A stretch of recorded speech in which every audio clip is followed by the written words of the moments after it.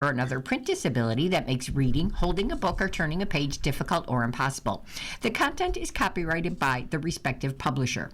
For more information, just visit us on the web at nfradioreading.org. Now, welcome to you, our Niagara Frontier Radio Reading Service. We now present a reading of articles and features from the USA Today for Tuesday, April the 28th of 2026. And your readers today are Jody and Alan Blackburn. And I'm going to start you out on my front page. Here's my first article. The inquiry circle widens in that D.C. attack. Investigators are on the trail of armed suspect's motive. The suspect accused of opening fire outside the White House Correspondents Association dinner was expected in court as the White House planned to review security protocols, and investigators tried to piece together what led to this attack and forced President Donald Trump and their senior officials to evacuate. Acting U.S. Attorney General Todd Blanche said the attacker appeared to have targeted Trump and senior administration officials who attended the event. Blanche said authorities believe the suspect took a train from L.A. to Chicago, then to Washington, before he arrived at the Washington Hilton. Armed with multiple guns and knives, he charged a security checkpoint before gunshots rang out, authorities said. He then was tackled to the floor, 1 floor above the ballroom where this gala was taking place. The attack raised immediate security concerns, especially ahead of a royal state visit and events that are celebrating our nation's 250th anniversary. Security for the King Charles III and Queen Camilla's visit to the U.S. April 27 to 30th. Now that's also under review. Buckingham Palace has reported that there will be some modest adjustments to the 1 or 2 royal engagements during the trip, but overall plans for the visit, they remain unchanged. Now, a senior law official enforcement familiar with the investigation identified the suspect as a 31-year-old Cole Thomas Allen of Torrance, California. Now, he's expected to be charged April the 27th with using a firearm during a crime of violence and assault on a federal officer and using a dangerous weapon. A friendly federal assassin. An official told USA Today that Allen, who's a Caltech grad and tutor, he sent a message to his family members before the dinner referring to himself as a friendly federal assassin and expressing grievances against the Trump administration. Then Trump weighs in on this suspect. Based on what they have found to date, authorities were widening the circle of people to interview, including more family members and Allen's co-workers, the official said, to build out a comprehensive profile. Now, Allen does not name Trump specifically in his writings, the official said.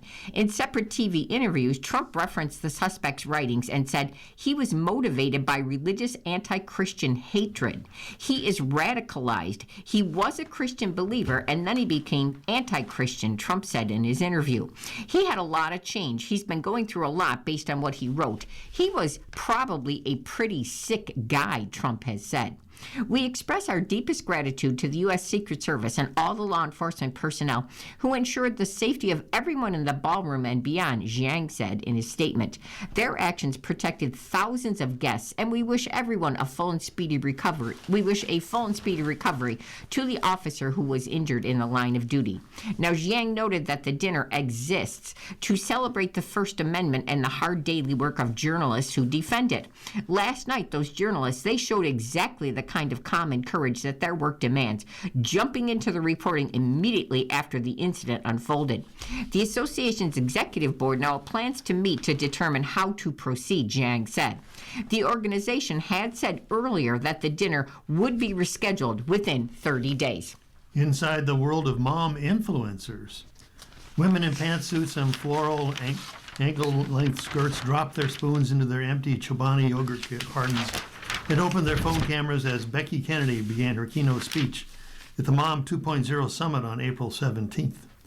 Kennedy, a clinical psychologist and mom of 3, needed no introduction to this crowd of mothers, caregiving brand reps, and parenting influencers who gathered in Austin to talk all things content creation, business building, and motherhood. Kennedy's parenting platform, Good Inside, has more than 100,000 paid users, and her Instagram page has 3.4 million followers. If you're a parent of kids between ages 2 and 8, you probably know Dr. Becky. She recently expanded into preteen and teen and baby parenting territory, further growing her following. Wearing a baby pink cardigan and a silky skirt, Kennedy looked out into the audience and spoke the words many parents think but few utter aloud. Being a parent is remarkably inconvenient. She talked about the elusive and unhelpful idea of a perfect parent, which doesn't exist, she noted, and said that despite her millions of followers and daily posts, she doesn't care much about being liked. The room hung on her every word. While some people might not take the influencer world seriously, it's undeniable that many moms in the industry are making big bucks talking online. These are career women who are often also authors, business owners, podcasters, and brand marketing professionals, and they're savvy. They are using their skills to build careers, and in some cases, they're the primary breadwinners at home, far out earning their partners. Monica Fabera, who's 43 and a former finance executive who came to the summit looking for inspiration. Before she left the corporate world 3 years ago, she said she judged content creators, finding them insincere and full of themselves. Now she's learning from them to grow her own business and personal brand. All the things I used to criticize, now I'm like, wow, it's amazing. She said, my mindset definitely shifted. These moms are reclaiming the image of modern motherhood. The corporate world hasn't always been kind to modern mothers. When she was working in finance, Fabera said her son's appendix burst. She missed some meetings. Her boss called her in one day and said, Monica, children are not an excuse. Phil McGee, another mother at Mom 2.0, said her request to move a meeting once so she could breastfeed her twins was denied.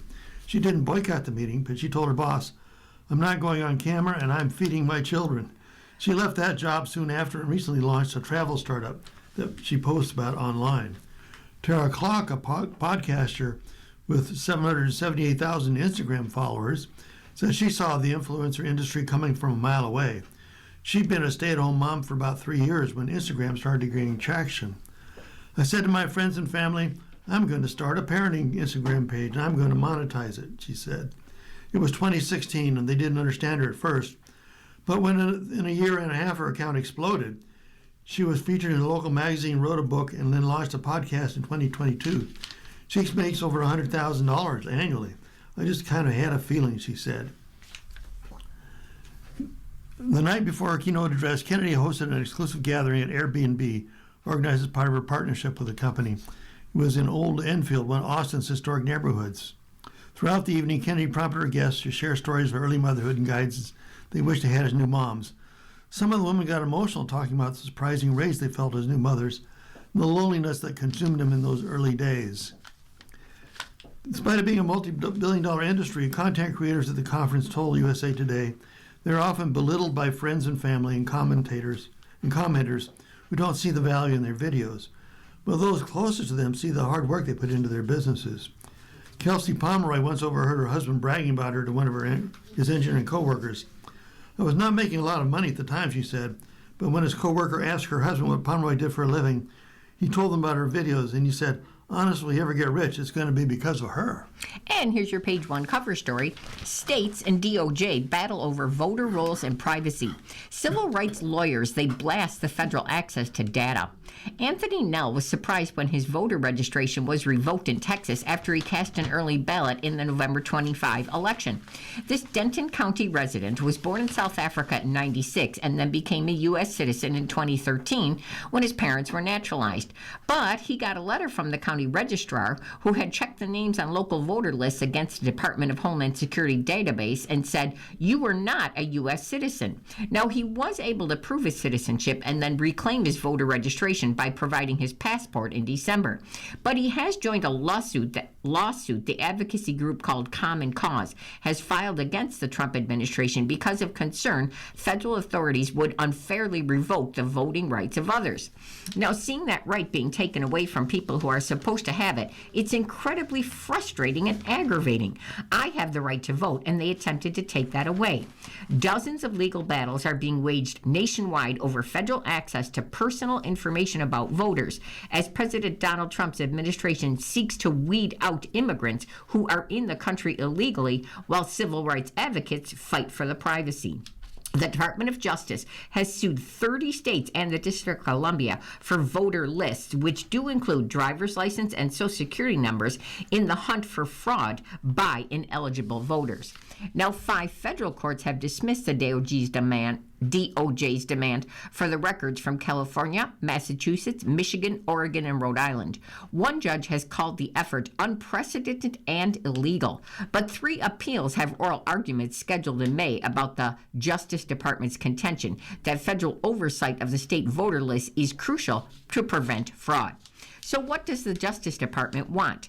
The DOJ has requested voter lists with personal information that is traditionally kept confidential by the states, including their driver's license and the final 4 digits of their social securities. In some states, the voter data includes a party affiliation and the history of when these voters cast ballots. The DOJ contends that it has the authority to ask for voter lists to prevent fraud under the 1960 Civil Rights Act, the 93 National Voter Registration Act, and the 2002 Help Americans Vote Act. So why are 30 states fighting the DOJ in court? The states contend that the federal government has no role in managing elections, and federal judges agreed. The Constitution says the times, places, and manner of holding elections for senators and representatives, it shall be prescribed in each state by the legislature. Civil rights lawyers say the statutes that the DOJ cites allow for investigation of specific allegations of fraud, but not blanket demands for all of the state's voter records. Voters fear getting dropped from rolls in their flawed federal review. Voters like Nell in Texas have joined lawsuits aiming to prevent a federal review of their voter registration. Julia Sanchez, who works as a translator, was born in Sao Paulo, but became a U.S. naturalized citizen in 2020, so she could register and vote in that year's election. I'm concerned that the current presidential administration will try to suppress my vote, she said in a filing against the department's demand for voter lists in Rhode Island. I want to exercise my right as a citizen, but I'm worried that some in power do not share my views on the rights of naturalized citizens. Trump says Republicans ought to nationalize elections. The DOJ's lawsuits are part of Trump's efforts to nationalize elections to prevent fraud. He has long pushed the false claim that the 2020 election was rigged, and his loss to Democratic President Joe Biden resulted from widespread voter fraud. The Republicans ought to nationalize the voting, Trump has told Dan Bongino's podcast back in February. The trifecta for hacking personal information of voters. Civil rights advocates contend that storing this sensitive data about hundreds of millions of voters in a single federal system, well, that creates a greater risk of targeting by hackers and foreigners trying to undermine elections and data security. Having your name and address and then an ID number like a driver's license or social security is what they call the trifecta to be able to commit identity theft, says Lee, an ACLU lawyer. People shouldn't have to be put at risk of really serious consequences when they have given their information to state officials in order to be able to access the ballot. The judge calls the DOJ effort illegal and a fishing expedition. Now, 5 federal judges in 5 states found the DOJ had no authority to demand the voter list without specific allegations of fraud against individual voters. The department's demands could discourage people from registering and voting, the judges said. The government's request is unprecedented and illegal, U.S. District Judge David Carter in L.A. said in his decision. It is not for the executive or even this court to authorize the use of civil rights legislation as a tool to forsake the privacy rights of millions of Americans. Now that power, it belongs solely to Congress. Federal appeals arguments are scheduled now in 3 cases in May. 3 of the DOJ's appeals of federal rulings in the voter data cases have oral arguments within weeks. The 6th U.S. Circuit Court of Appeals will hear the Michigan case on May 13th. The 9th U.S. Circuit Court of Appeals will hear the California and Oregon cases on May 19th. Federal judges have said Federal lawyers said judges made mistakes in dismissing the cases by arguing the Civil Rights Act granted the Attorney General access to local voting records. Irregularities in the maintenance of voter lists were ample basis for the DOJ to assess that it was appropriate to investigate the possible violation of California's record keeping, the lawyers have argued in the filing. The DOJ is carrying out one of its functions, which is assessing and ensuring compliance with federal election statutes, the lawyers said. But states argued the federal lawyers were misrepresenting the statutes they cited. The Civil Rights Act, which was enacted to remedy a history of denying the right to vote based on race, that allows for inspection of voter registration records, but it doesn't overturn state privacy laws, according to the civil rights lawyers. The National Voter Registration Act directs states to ensure that accurate and current voter registration rolls are maintained. And the Help America Vote Act, it provides a computerized state voter roll that but leaves implementation to the discretion of the state. The Elections Clause of the U.S. Constitution, it entrusts states with the administration of elections, which serve as the hallmark and the bedrock of our democracy, Oregon Secretary of State Tobias Reed's lawyers have written. You're listening to a reading of today's USA Today on the Niagara Frontier Radio Reading Service. The time is 12:15. The federal interest rate likely unchanged as shift looms. Powell's future may overshadow the decision. The Federal Reserve is likely to stay in a wait-and-see mode and leave interest rates alone at the end of its two-day meeting, April 29th, as the Iran war drives up inflation and concerns about the job market linger. Rather than on the rate decision, the focus may be on Jerome Powell's news conference, which could be his last as the chair. Fed watchers will be looking for clues in his language about whether officials see inflation or weakness in the job market as the bigger threat. Concern about slowing labor market and low hire environment drove the Federal Open Market Committee to cut rates 3 times late last year. Those concerns haven't gone away, but they are somewhat alleviated by Labor Department's estimate that U.S. employers added 178,000 jobs in March.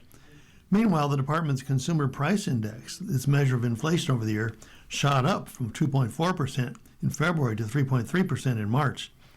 New tariffs from the Trump administration, along with higher oil prices and supply chain disruptions tied to the war, are likely to keep prices elevated in the near future. The key question is whether those inflationary shocks will be temporary or persistent, a distinction that depends on how long the war lasts. Forecasters overwhelmingly predict the committee will hold its interest rate steady at a range of 3.5% to 3.75%. There's no obvious path for the rates. Powell downplayed concerns about stagflation in his news conference after the last rate decision, saying he reserves the term for a more serious set of circumstances. Still, Federal Reserve Bank of Chicago President Austin Goolsbee said it's a scenario that keeps him up at night.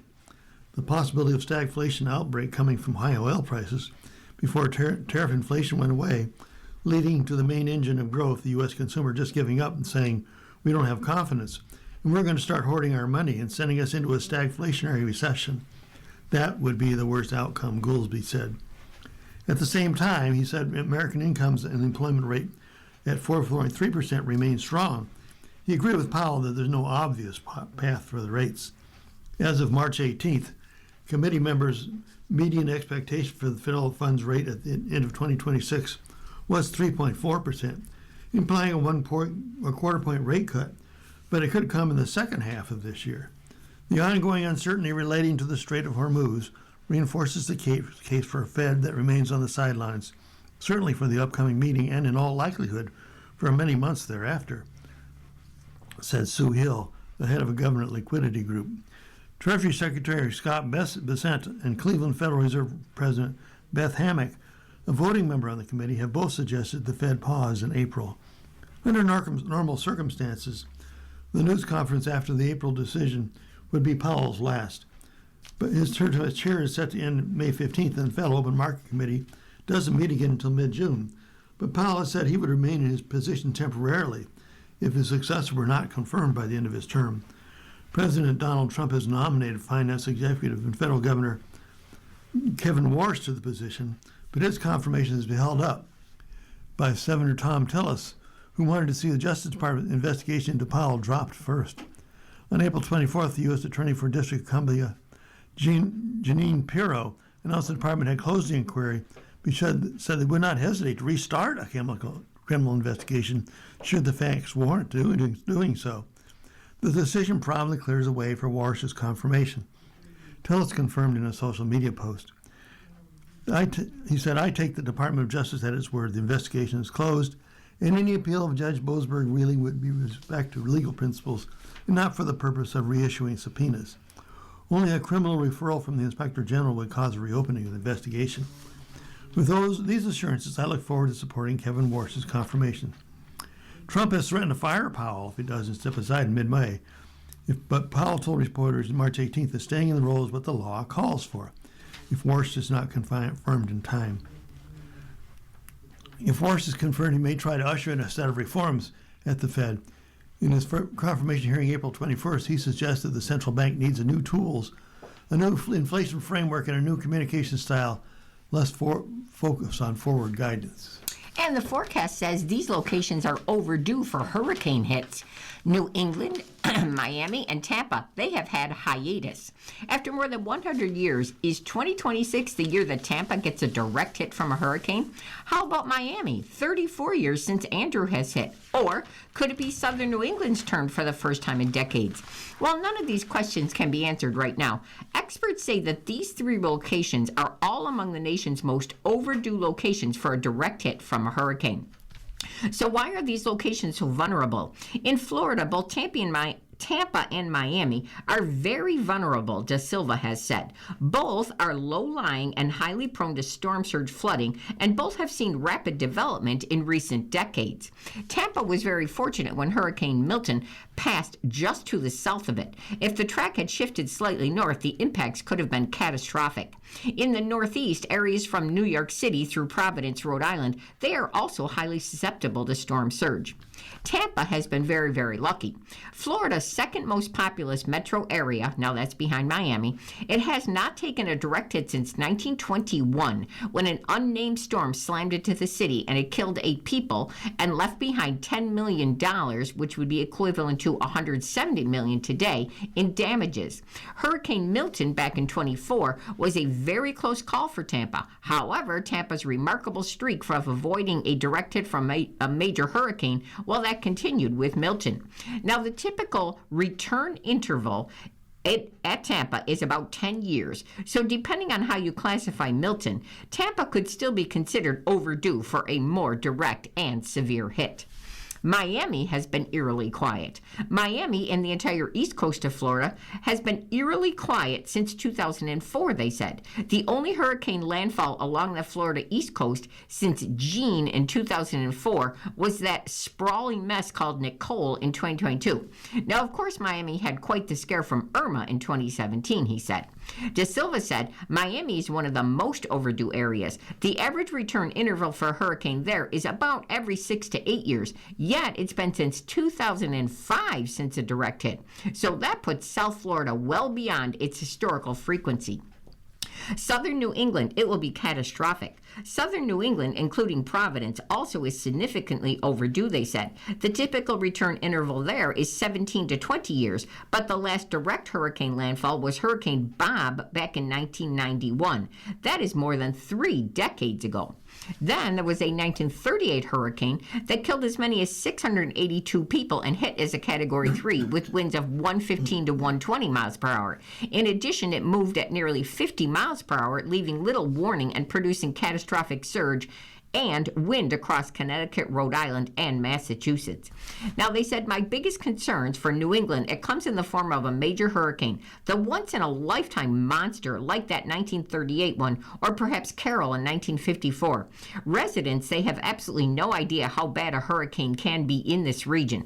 And when another one does hit, it will be catastrophic, even if it's only a Category 2. The map was for Ferragamo's capstone project in his last semester at the University of Oklahoma. For the return period map, I implemented a 30-mile radius around the counties to account for average diameter of the hurricane force winds during a storm.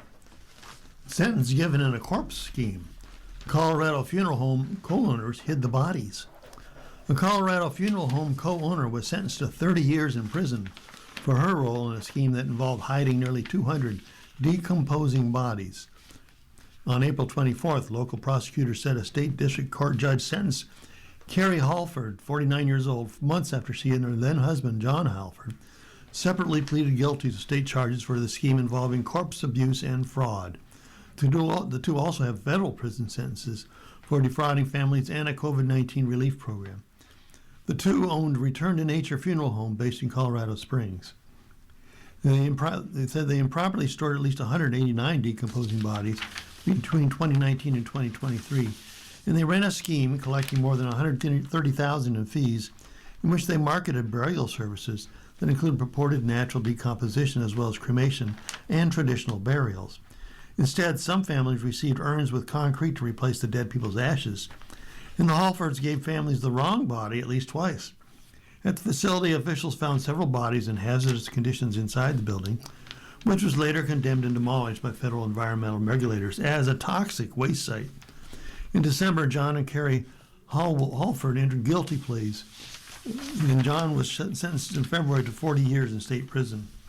No sentence can undo the harm that was caused, Rachel Powell, a Chief Deputy District Attorney, told reporters. We have committed to our responsibility, which is to follow the evidence, consider the wishes of the families, and hold John and Carrie Halford accountable to the fullest extent of the law. In April 25th email, Michael Stuzinski, Carrie Halford's lawyer, declined to comment on the sentencing. After the neighbors in October 2023 reported foul odors from the Penrose Funeral Home, officials arrested the couple in November in Oklahoma. In August of 2024, the two were ordered to pay nearly $1 billion to families who sued the couple for mishandling dead relatives' bodies. For more than 2 years, the two faced separate federal and state criminal cases that resulted in a decade of prison time after guilty plea deals. John Halford was sentenced in June to 20 years in federal prison. Record shows he's held at the Federal Correction Institution in Texarkana. In mid-March, Carrie Halford was sentenced to 18 years in federal prison after pleading guilty in August.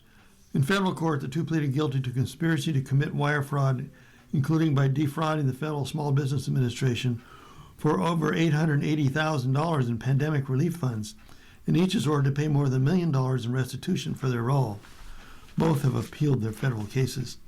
In Colorado's state cases, the two are prohibited from operating any funeral home or mortuary services of any kind, and they are to pay nearly $70,000 in restitution to victims.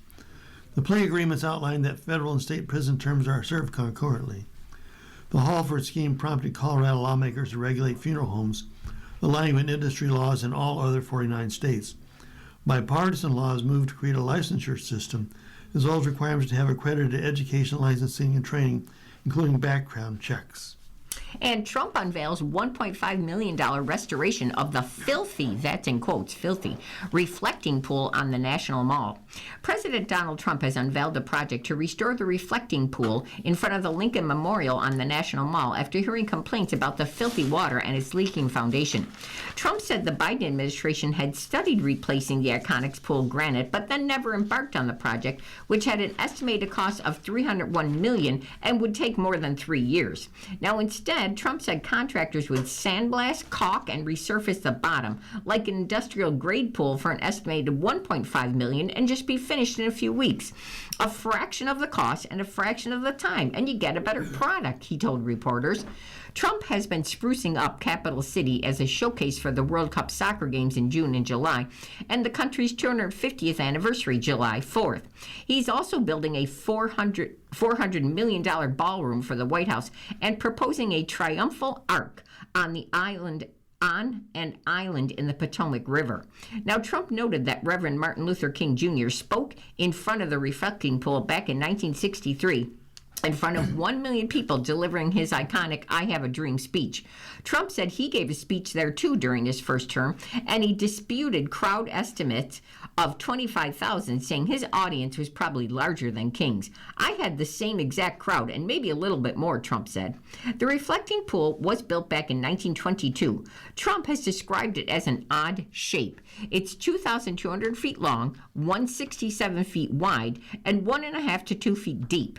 Trump said granite and other stones used to construct it weren't the best for holding water, like the hundreds of swimming pools he built as a real estate developer. It was leaking like a sieve, he said. The president added that he inspected the pool after hearing from a friend visiting from Germany who called the appearance very sad. He said it's filthy, dirty. The water's disgusting, Trump said. It's not representative of our country. When a contractor working on the project asked what color he would like for the bottom, Trump said he suggested suggested turquoise, like in the Bahamas. But Trump said the contractor quickly persuaded him to choose the color American flag blue. That's the color I like, Trump said. And they do have a picture. You can see the reflecting pool in front of the memorial, but it's all boarded up. There's no water at all. It's just boards, long boards all the way along it. And it says the reflecting pool near the Lincoln Memorial and along the National Mall is now boarded up as it undergoes renovations in Washington, D.C. And this picture was from April the 16th. And you're listening to a reading of today's USA Today on the Niagara Frontier Radio Reading Service. The time is 12:30, and we're going on to the money section. No tax on tips may jumpstart housing. The measure makes the FHA mortgages attainable. No tax on tips may have an unintentional consequence of unlocking a part of the American dream for 4 million Americans, experts say. By allowing workers to claim up to $25,000 in tip income on their tax returns without having to fear paying taxes on it, the law has boosted the declared earnings lenders use to calculate debt-to-income ratios. Experts said the DTI is used by the FHA, Federal Housing Authority, as a crucial threshold for mortgage approval. This is really a game changer for our residents who work in the tip economy, said Sam Landy, Chief Executive of UMH Properties. They will gain greater access to financing. And how could no tax on tips make FHA mortgages attainable? The FHA typically allows people to secure a mortgage if they have a DTI or housing ratio of up to 31%. Up to 31% of their income can be used for housing costs, including mortgage payment, taxes, and insurance. And here's how the math could work for a couple earning tip wages with 2 kids. Before no tax on tips, they reported a combined monthly income of $2,750, including tip earnings. A modest manufactured home with $1,200 in monthly costs would have put their DTI ratio at 43.6%, well above the FHA 31% ceiling. Under this scenario, the mortgage is denied. Under no tax on tips, that same couple can declare $25,000 in annual tip income without tax consequences, raising their combined monthly income to $4,833. Their DTI ratio for that same home drops to 24.8%, well below the threshold. Under that scenario, the mortgage is approved. It's not akin to the mortgage crisis of 2007 to 08, when lending standards eased, allowing people with poor credit to borrow. Instead, this is a policy change that just lets people have full credit for what they're earning, paying less in taxes, and allows them to have more money to buy the American dream. People might take advantage of the no tax on tips to boost their recorded income and qualify for an FHA loan are some who now rent in Landy's manufactured home communities, for example. This communities maintain 95% occupancy, 98% rent collection, and small turnover, which shows people there have stable incomes and strong payment histories. The only thing holding them back from buying a home is probably the DTI requirement. Now things are going in the right direction, he said. Not only can rent payment histories be included in calculating credit scores, but no tax on tips incentivizes you to record and track your tips, since there's no federal tax penalty. Is there a catch? Workers won't automatically qualify for an FHA loan. FHA loans still generally require a 2-year history of stable employment and income, so people may still have to wait a year or so. But the great side is there is hope now for 2.5% of the workforce who are bartenders, servers, or others who work for tips that can own something instead of renting. Make the most of the wait. People may feel disappointed about having to wait before getting an FHA loan, but they should focus on the goal of finally being able to afford a home and use the time productively. Start saving, put a plan in place, and talk to a mortgage person, said Steffi. FHA also considers back-end DTI, which measures how much income someone has to total debt, including not just mortgage and home-related payments, but also other debt like car, student loan, and credit card payments. Typically, the FHA maximum is a back-end DTI of 43%. To ensure this is met, Steffi said, use the savings from no tax on tips to pay down debt, or save money for a larger down payment, so the house buying experience goes smoothly and is assured. If people follow the steps, no tax on tips has the potential to help 4 million people buy their first home or upgrade. Justice rings up. These states want to pass stricter self-checkout laws.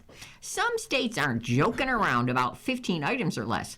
Now, in an effort to curb shoplifting, legislators in California, Connecticut, Massachusetts, New York, Ohio, Rhode Island, and Washington are discussing stricter regulations on our self-checkout systems in grocery and convenience stores.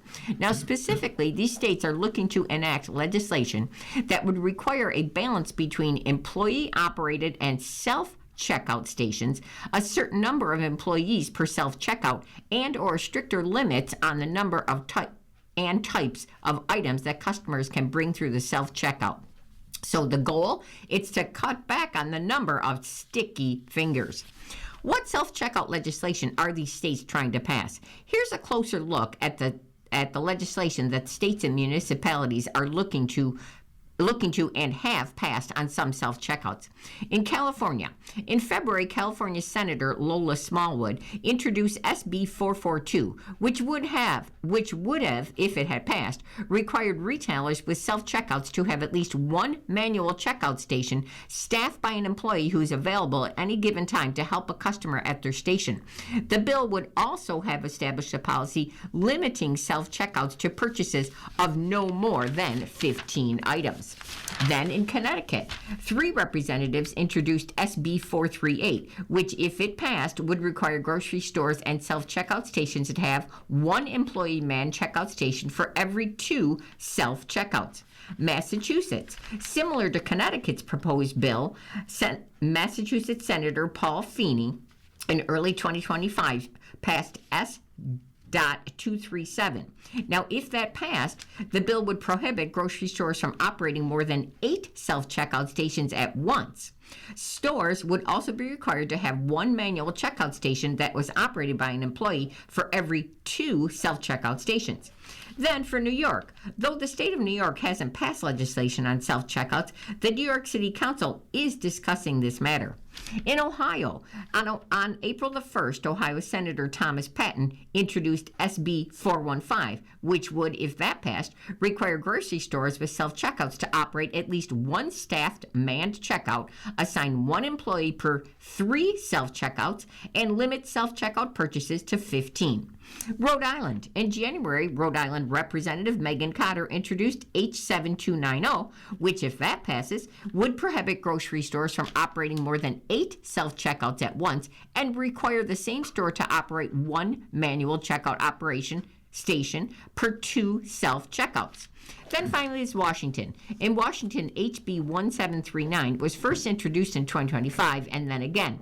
Now, if this passed, the bill would require retailers to institute a policy that self-checkout stations are intended for 15 items or less. Retailers would also be required to have 1 employee manned checkout for every 2 for each self-checkout, and no more than 2 self-checkout stations monitored by 1 employee at the time. The bill was introduced in the House in January, according to Washington State Legislature website. So USA Today reached out to the bill's sponsors for more information on this. The real cost of raising a child has just crossed a new line. The national average is now more than $303,000. The price tag that comes with raising a child is unquestionably high. That toll, though, continues to rise. LendingTree analyzed the cost of raising a child over 18 years and found the new national average is $303,000, up 1.9% from the company's report a year earlier. And here's what to know about their methodology and what else the report found. To determine the cost of raising a child, LendingTree looked at a mix of child-specific expenses, such as daycare and regular household expenses that child rearing can affect, including rent. LendingTree had said it pulled mostly data from the 2024 because that was what was available. However, some national food and daycare data are more recent. So here's a breakdown of the categories. Rent. They looked at the average rent paid by households without children and those with children under 18. Food. To assess food costs, LendingTree looked at the difference in food spending between a 2-person household and a 2-person household with a child. Daycare. LendingTree looked at the annual cost of full-time center-based child care for 1 infant to determine its national average. Apparel. The company looked at the average amount married couples with children spend on girls' apparel, with the children ages 2 to 15. Transportation. They looked at the difference in typical transportation spending between a two-person household and a two-person household with a child. Health insurance premiums. The company looked at the annual premium cost for a single person on workplace insurance, doubling it for two adults, and compared it with a single workplace family plan. State tax exemptions or credits. For its analysis, lending to assume two parents filing jointly to earn the national median income. The bottom line cost of raising a child. So here's a breakdown of the bare bone cost of raising a child in their in the report, as well as percentage change from the last year. Rent is $1,680, which is a 48.9% increase. Food is $4,208, which is a 0.2% decrease. Infant daycare, $1,764, a 3.2% decrease. Girls apparel, $313, which is a 26% increase. Transportation, $4,422, which is a 0.9% increase. Insurance premiums, $3,600, which is a 0.8% increase. Value of federal tax credits, $2,200, which is a 10% increase. Annual cost for the first 5 years, $29,325, with a 0.3% decrease. Annual cost for the next 13 years, $12,061, which is a 4.1% increase. And the average annual cost over 18 years, which is $16,857, a 1.9% increase. So the total cost is $303,000. In most cases, the numbers show a dramatic slowdown in the cost of raising a child, according to Lendry. But even with that slowdown, the overall 18-year cost of raising a child has risen 27% between 2023 and 2026. And mostly assessed 2021 and 2024 data, the annual cost for the first 5 years has increased by 35%. The states where it costs the most or least to raise a child to adulthood, Hawaii is by far the most expensive state to raise a child to adulthood, with a projected cost of $412,000. It's nearly $50,000 more than the next expensive state, Alaska, at $365,000, and more than $85,000 more than the third most expensive state, Maryland, at $326,000. So here's the list of the 10 most expensive states to raise a child to 18, and the estimated total cost. Hawaii, $412,000, Alaska, $365,000, Maryland, $326,000, California, $312,000, New Jersey, $312,000, Kansas, $303,000, Washington, $297,000, Arizona, $294,000, Nebraska, $294,000, Montana, $293,000. Conversely, the states where the costs are cheapest to raise a child, New Hampshire, $201,000 is the very cheapest.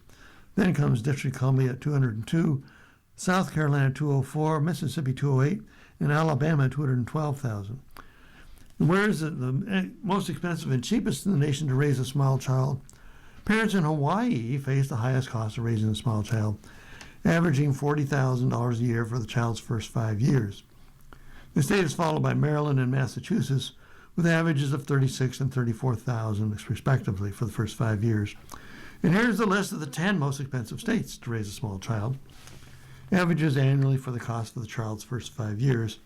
Hawaii, $40,000, Maryland, $36,000, Massachusetts, $34,000, California, $33,000, New Jersey and Washington, $30,000, and Colorado, $31,000, New York, $30,000, District of Columbia, $30,000, Connecticut, $29,000. Among the 10 states with the highest cost of raising a child, only Colorado, ranked 7th at $31,000, isn't on the coast. And on the other hand, the annual costs of raising a small child are lowest in the South. Mississippi and Alabama at $17,000 and Alabama at $18,000 have the lowest costs. South Dakota is the only non-southern state at $18,000 among the 7 lowest costs and ranks 3rd. Notably, all 3 of the cheapest states to raise a small child have daycare costs below $10,000 a year. A key reason that they rank among the most affordable states to raise a child. What else did their analysis find? 14 states saw the annual cost of raising a small child rise by at least 10%, including 4 where the growth was 20% or more. Overall, annual costs rose in 39 states and in the District of Columbia. Nebraska, 27%, Montana, 24%, Maine, 24%, and Wisconsin, 23%, all saw significant year-over-year growth in annual cost of raising a small child. In 6 states, families raising children over an 18-year span are predicted to spend more than $300,000 to raise a single child. And you're listening to a reading of today's USA Today on our Niagara Frontier Radio Reading Service. Our time is 12:44. We're still in the money section. And now we have USA Today's Human Resource column, which of course is written by our expert, Johnny C. Taylor. And the headline for the article is Be Careful Seeking a Raise That Was Promised. And here's the question. I was given extra responsibilities with the understanding that I would receive a salary adjustment. Well, it's been several months, and despite positive feedback, the raise has not come through. So how can I approach my bosses about stopping these extra duties unless the agreed upon pay is now provided? And this comes from David. Here's Johnny's answer. If additional responsibilities came with the expectation of a pay increase, well, it's reasonable to ask where things stand. Compensation and responsibilities, they should stay aligned. The best way to begin is with a direct conversation. Remind your manager of the additional duties you've taken on and understanding that the salary adjustment would accompany them. Then ask directly about the timing and the next steps coming. Keep your tone professional and focused on your facts, not on emotions. So at the same time, it's important to recognize that compensation decisions, they often involve layers you may not see, like budget cycles, approval processes, organizational changes. Sometimes delays are administrative rather than intentional. The reality is that responsibility tends to move at the speed of business, while compensation, of course, moves at the speed of approvals. Giving your manager the chance to investigate and explain can clarify whether the adjustment is still coming or whether things have changed. The key is not to turn the conversation into an ultimatum. Saying that you'll stop doing the work unless the raise appears, that can quickly escalate tension and may undermine the credibility that you've built. Ultimatums rarely accelerate a raise, but they can slow down your career. Instead, just focus on alignment. I'm happy to continue contributing at this level, but I would like to understand the compensation piece that we discussed and when it might take effect. It's also important to pay attention to patterns. If pay increases are promised but then repeatedly delayed without clear answers, that tells you something about the organization's follow-through. Strong workplaces, they work hard to keep commitments, especially when employees step up and deliver more value. But in the meantime, don't overlook the professional upside. Additional responsibilities, they often build skills, visibility, and credibility that can help you advance whether you're inside your current place or somewhere else. Many careers move forward because someone proved that they could operate at the next level up. Ultimately, it's fair to advocate for proper compensation as long as you do that professionally. But professionalism also means being willing to hear the answer and considering the full picture, including the organization's realities as well as your own expectations. Clear communication and follow-through, it should exist on both sides of the employee-employer relationship. Well, we're out of stories in the money section, so we're going back to the first section. And here we are. Royal visits to Washington don't always follow the script. What could possibly go wrong? King Charles and Queen Camilla arrived in the United States yesterday, and nearly every movement of their 4-day visit will be planned, every remark vetted. But past royal visits to Washington have sometimes gone awry, from amorous muskrats to a talking hat. Let's roll the tape on some of the gaffes from the past. Who's your daddy? The first time Charles' mother and predecessor on the throne stepped foot in the former British colonies, she was a princess, dropping by to visit and charm President Harry Truman. After landing at the National Airport, Truman accompanied Princess Elizabeth in the backseat of an open presidential limousine for the ride to Blair House, the elegant government guest quarters where the presidential family was living during the White House renovations.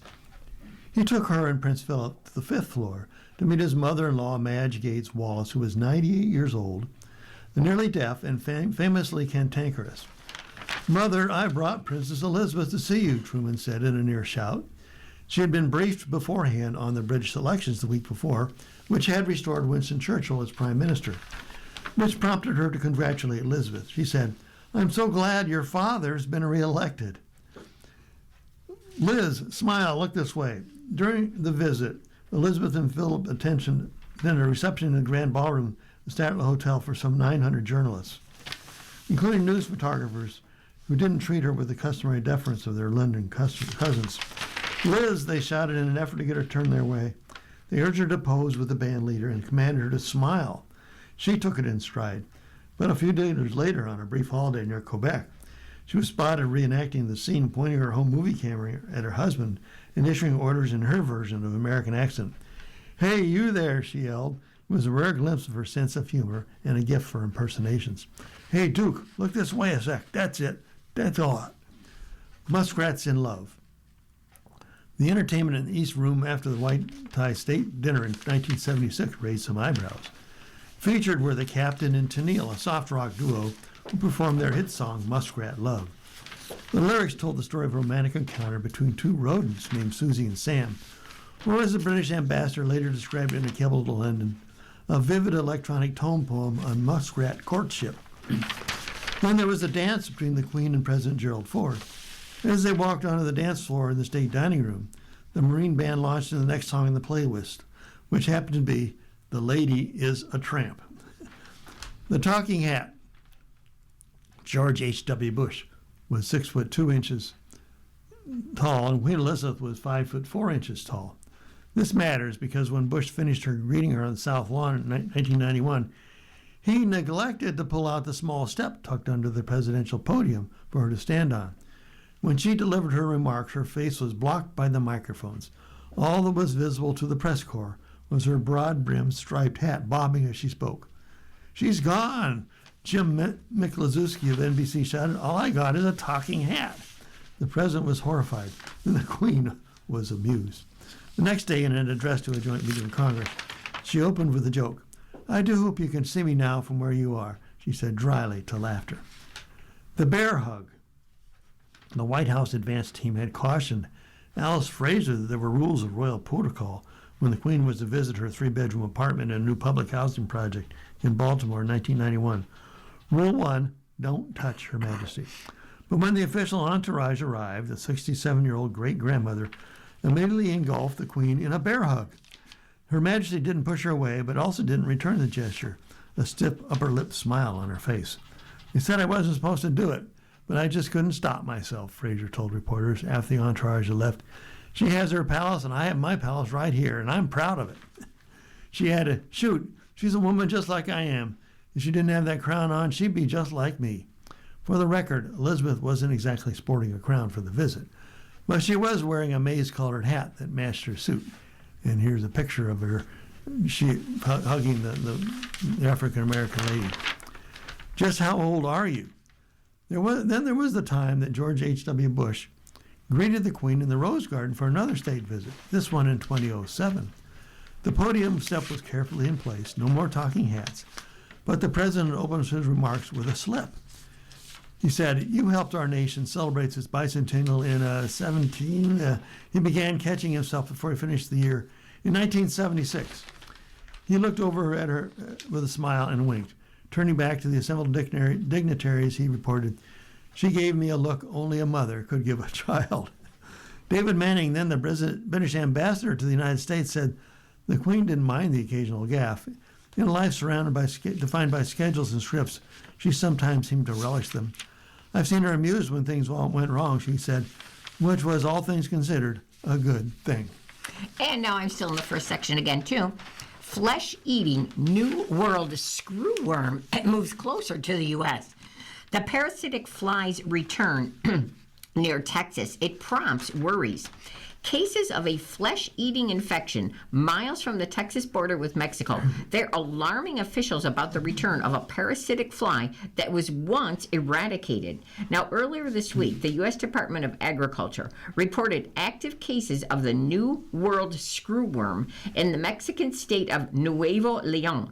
In an April 20th statement, Texas Agriculture Commissioner Sid Miller said one infected calf about 62 miles from the border was the northernmost active case from the parasitic New World screwworm fly to date, and he called it a flashing red warning sign. Now, latest available USDA data as of April the 21st showed more recent active cases among cattle in Tamaulipas, a Mexican state bordering Texas. USDA has said that there is no current risk to livestock, pets, or people in the U.S.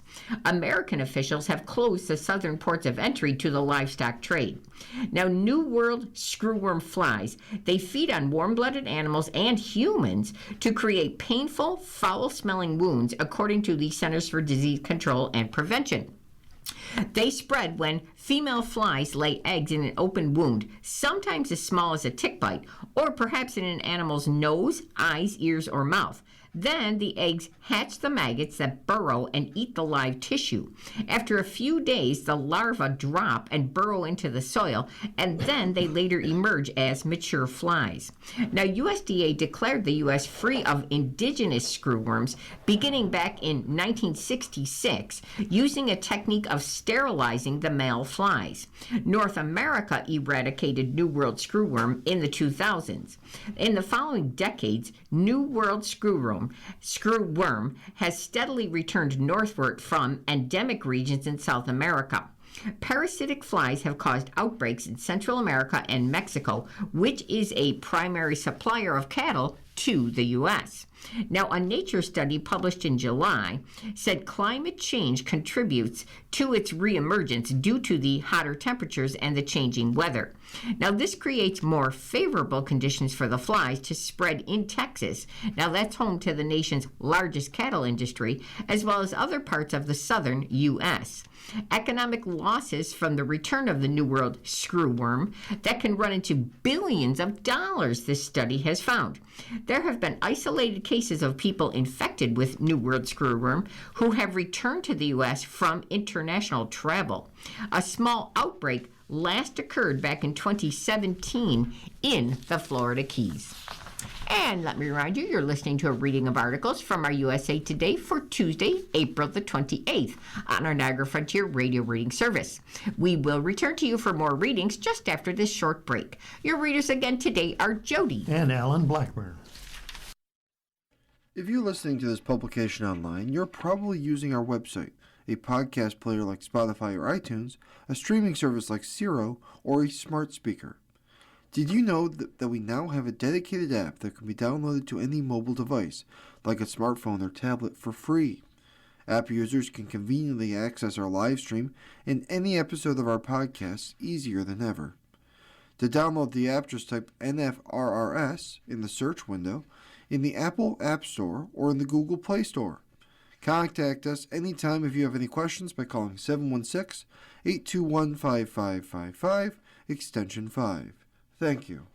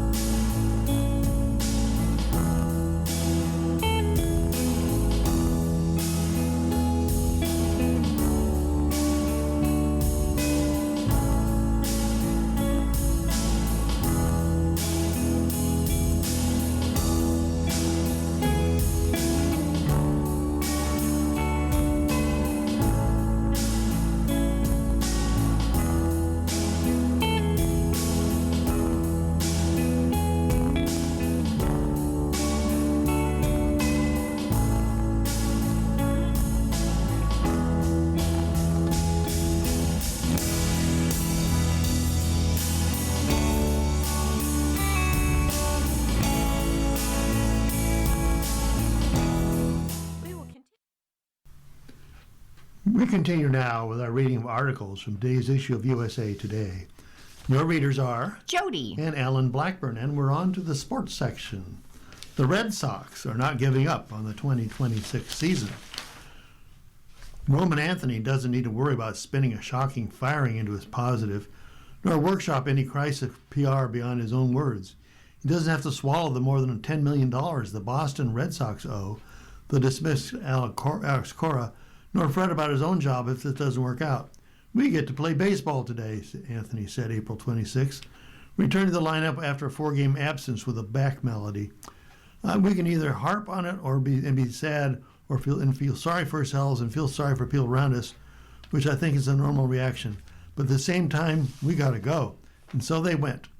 The Red Sox rang in the Chad Tracy era, which may be measured in weeks and months with a 5-3 victory over the Baltimore Orioles, ensuring a series victory in which one win closed out Cora's ledger and the other began Tracy's.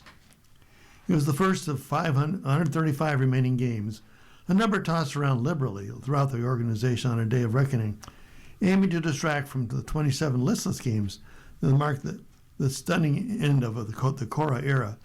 Oh, they're still mired in last place in the American League East, yet it's still too early to call them cooked, which seemed to be the main justification from Chief Baseball Officer Craig Breslau for Cora's firing. And how might the Red Sox move on from one of the most respected managers of the game, who is Chad Tracy?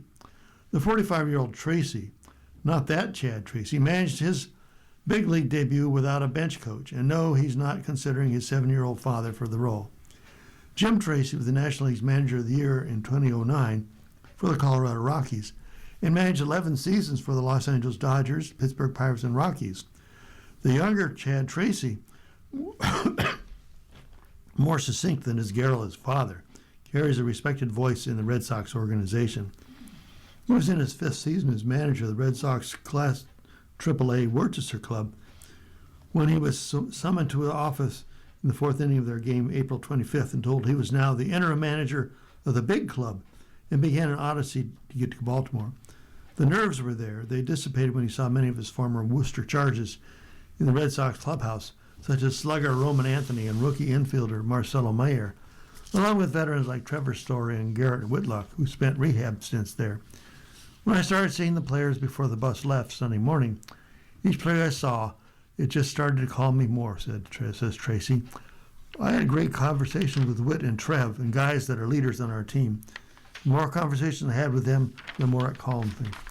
Tracy played 8 minor league seasons, long enough that he was in the Rockies organization, and at the same time as one of his players, shortstop Trevor Story, who was coming up. Story and perhaps all the Red Sox will be balanced empathy for Cora with excitement for Tracy. I hate that it comes this way, said Story, because he had such a great relationship with AC too. And I hate this for AC. It doesn't seem fair, but it also excited for Tracy. The club seems tickled to give Tracy the customary post-game beer shower. And after his first victory, Tracy has the lineup card for posterity. And he had quite a moment in the 7th inning when he relieved starter Connolly. Early, after a 6 2/3 excellent innings, and saw plenty of familiar faces. Early, Meyer and Connor Wong at the same mound, just in a much bigger venue. You walk out and see the 4th deck and the 3rd deck, Tracy said, of Camden Yards. We're standing there, and I got Marcelo standing there, Connolly there, and it was comfortable. Can the Red Sox turn the page? It's mostly veteran, fairly mature Red Sox clubhouse, especially so they're having a little difficulty embracing Tracy and realize that the incoming new staffers played no role in Cora's dismissal. But still, with this grim weekend partially overshadowed, the club took the road series off a division rival, and both the Orioles and the Toronto Blue Jays have only been a little more consistent than the Red Sox. Yet the 3-game drubbing the Yankees administered at Fenway Park showed just how far apart the teams are and what a difference it takes to retain your marquee free agents and then let them go. and the Steelers bank on spring winners impacting the fall. Time will reveal whether the mishap that the Pittsburgh Steelers general manager Omar Khan fell into during the first round of the NFL draft was as bad as it looked. In one of the most dramatic episodes from the draft, Khan was on the phone with Makai Lemon the night of April the 23rd, poised to select the Southern Cal receiver with the 21st pick overall, when their conversation was interrupted by the news that Philadelphia Eagles, having swung a trade with Dallas Cowboys to jump ahead of Pittsburgh, were on the verge of drafting Lemon in the 20th slot. Just like that, Lemon was the one who got away. The draft, regardless of what round you're in, you're always getting thrown curveballs, Khan told USA Today Sports after wrapping up the 3-day draft on April 25th. If you have a good process and you trust your board, well, things can take care of themselves. And Khan seemingly made an impressive pivot after failing to land Lemon. The Steelers snagged Max Ihinekor, Arizona State's rising star of tackle, with their first-round pick. Then in the second round, Khan took Alabama receiver Jeremy Bernard, with a reputation for creating yards after the catch like, well, Lemon, with his 47th pick after all. Now, the NFL will review Khan's contact with Lemon, the question being the timing, as the Steelers were not on the clock yet for the next pick, and that may have violated NFL policy, they said. It's typical for the team on the clock to make contact with the player they are poised to select, informing the draftee of the impending pick and confirming his presence. Many years ago, that was more critical, and it might have been a ploy by some teams to tie up the phone line to disrupt the flow. Now, that's not an issue, as players, if they're not at the draft in the green room, can be seen in real time via fan cams, they confirmed. In any event, the league will look into this case as part of its routine review of the draft.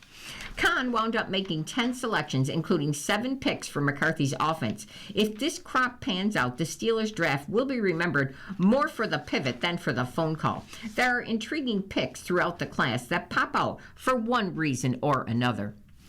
Typically, Roger Goodell is nowhere found on day 3 when they get the round to the 230th pick overall. Yet there was the commissioner on the stage hugging Heidenreich, a Pittsburgh native who came out decked in his dress blue uniform, worn by midshipmen for formal occasions. Salutes were all over the place. I was getting a little choked up, Khan said. Khan said that as good of a feel-good moment as Heidenreich's pick was, he was chosen because of his resume and his talent. Heidenreich, who will be granted permission to defer his 5-year commitment to join the U.S. Marine Corps as an officer in order to pursue this NFL career, finished his collegiate chapter as the Navy's most accomplished receiving back. He timed at 4.44 seconds in the 40-yard dash, also at the Combine. And of course, Khan said he really won the spring. He showed up at the Combine in every step of the way. There were positive interactions. He earned his way to being drafted. Now, for all of the winning in the spring, the Steelers are hoping this draft class has much impact for winning in the fall, which might go a long way toward putting distance to a certain phone call that went awry. And here's a column by Blake Topmeyer about college football. A bright idea. No zero. Season would start with week 1 in August, and everyone would have 2 bye weeks. College Football Incorporated finally found a change it could pursue without getting sued. The Football Bowl Subdivision Oversight Committee wants to make the season longer. Yes, really.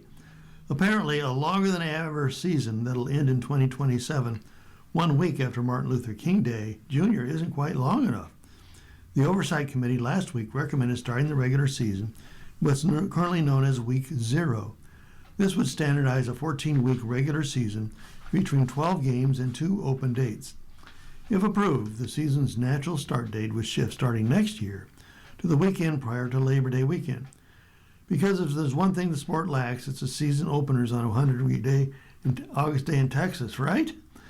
Earlier this off-season, prominent stakeholders like Texas Athletic Director Chris Del Conte and Alabama Director George Byrne spoke of a desire to condense the calendar by dumping conference championship games and ending the season earlier in January. That sounded like a sharp idea, but not so fast. Here comes the Oversight Committee on an end around to lengthen the season and cement a second open date for the precious prep time. Week 0 to start the college season would lengthen the season. Starting the season in Week 0 wouldn't accelerate the college football playoff either. The regular season still would end on Thanksgiving weekend, and conference championship games stubbornly retain their place on the first weekend of December. If this proposal from the Oversight Committee gains approval, the season would stretch to a full five months starting in late August, ending in late January. That's not to mention winter conditioning programs, spring practice, summer workouts, and preseason practice. But go ahead, tell me these athletes aren't employees. Why is lengthening the regular season necessary? Well, Vanderbilt coach Clark Lee told ESPN it'd be good for player health and safety. To go through a season without 2 bye weeks is challenging to a roster. You know what would be better for players' health and safety? Shortening the season by cutting out conference championship games and reducing the games certain teams plays. Those conference championship games are a sacred cash cow, and so they persist. Speaking of cash cows, kicking off the season in week 0 would give college football an additional weekend of exclusivity before the NFL starts. So the TV executives who fund the enterprise might like this proposal to turn week 0 into week 1. An August start date would ensure some college football exclusivity, even if the NFL ever resumes playing on Labor Day weekend. I doubt the thinking goes that deep. Mostly, I suspect, coaches want to enshrine a second open date for rest and recovery and preparation.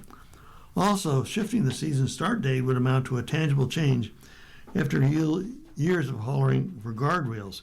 You got to have those guardrails, and failing to achieve any for the pillar issues of name, image, and likeness, and player movement. The Big Ten and SEC got stuck at the impasse on CFP expansion, and another big issue that just won't budge. Plus, a lawsuit against the NCAA waits around every corner.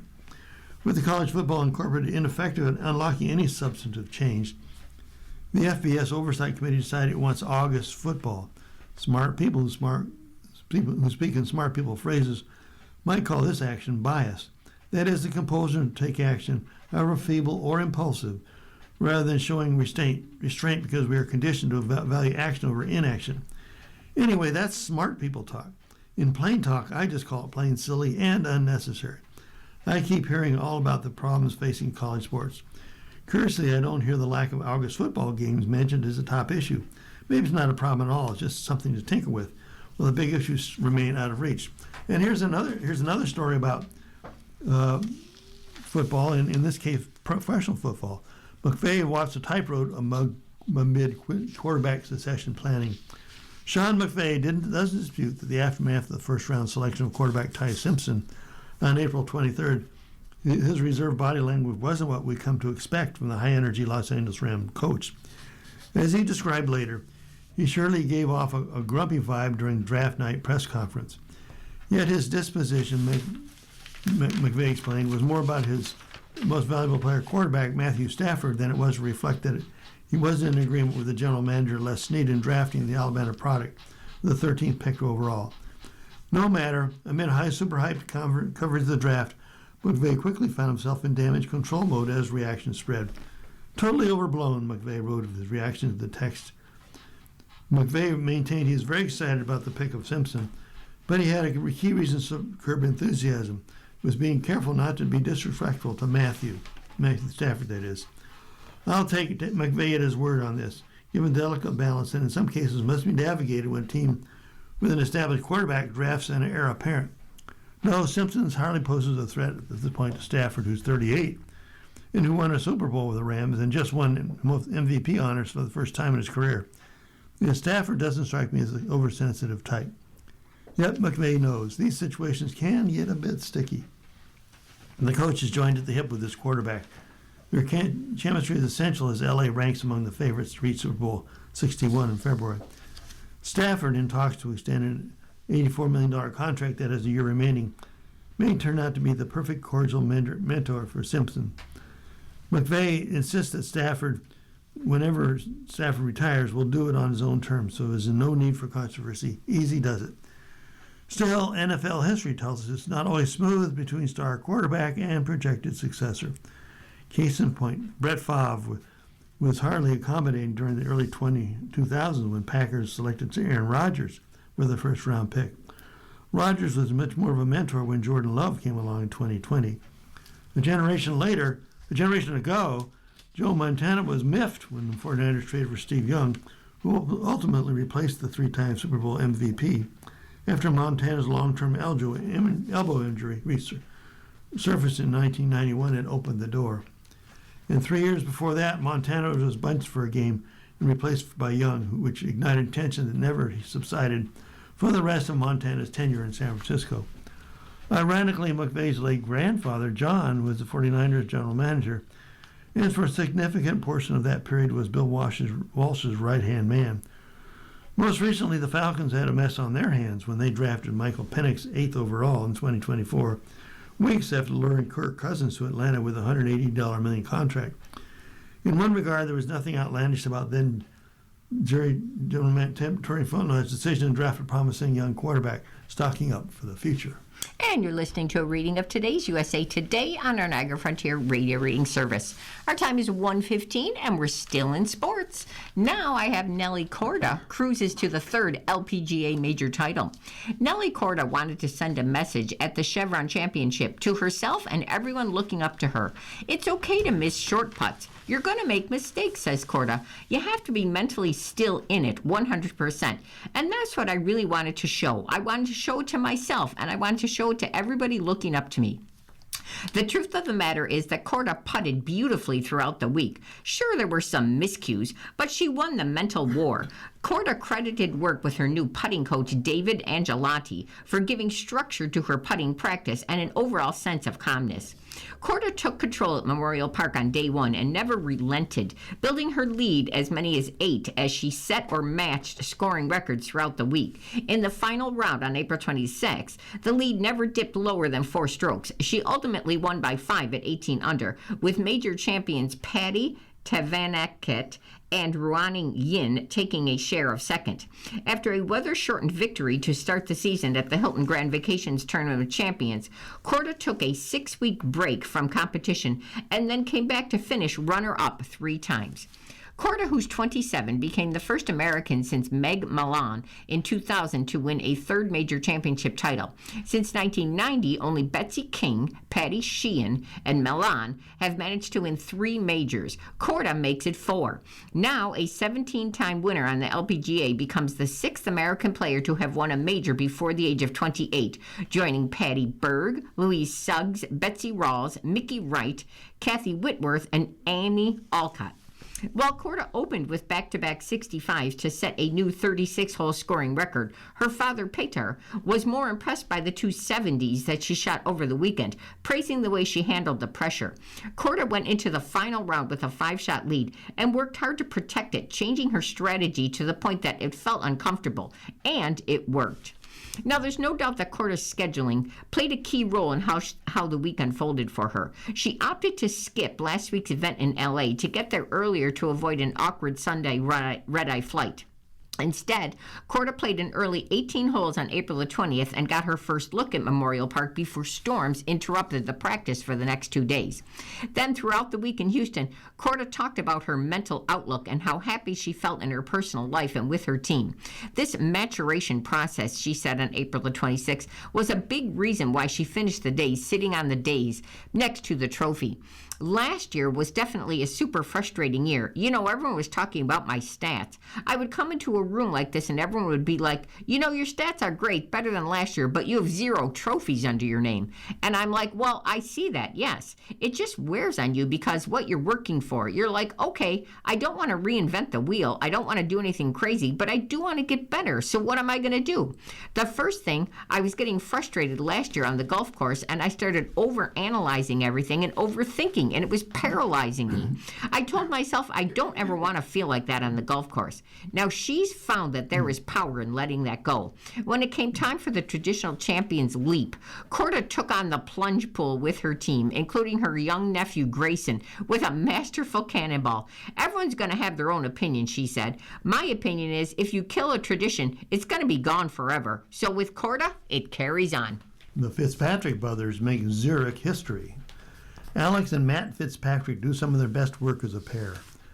When Alex was 14 years old, he caddied for his brother Matthew at the time at the 2013 U.S. Amateur. Alex still remembers the prize that he received for Big Bro winning the Havemeyer Trophy.